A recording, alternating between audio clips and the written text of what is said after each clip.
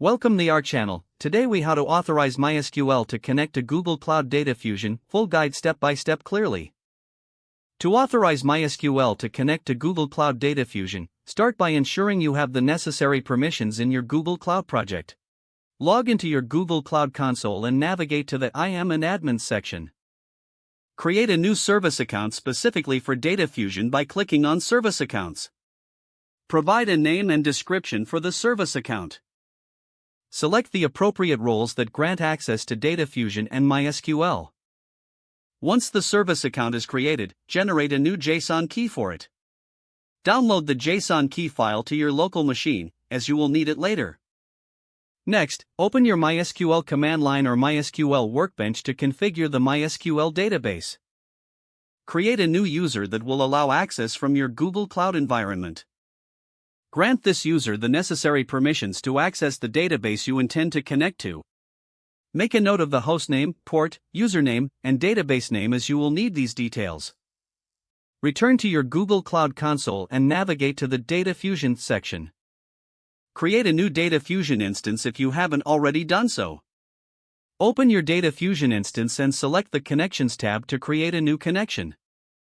Choose MySQL from the available connection types. In the Connection Details section, input the hostname, port, database name, username, and password you noted earlier. Upload the JSON key file associated with the service account created earlier. Select Test Connection to ensure that everything is configured correctly.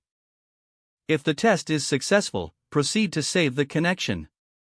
You can now use this MySQL connection in your Data Fusion pipelines. This setup allows Data Fusion to authenticate with your MySQL database securely. Always monitor your connections to ensure compliance and security as data flows between services. If the page does not load, refresh the browser or try again in a private or incognito window. Make sure you are using the correct email address, then retype it carefully to avoid small typos. If your password is not accepted, use the reset option and create a new strong password you can remember. Check your spam folder for verification or security emails, then complete any requested confirmation steps. Enable two-factor authentication if available to improve account security and reduce unauthorized access risk.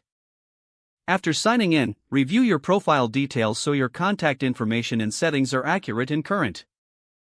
Don't forget to like this video and subscribe to our channel for more step-by-step tech guides.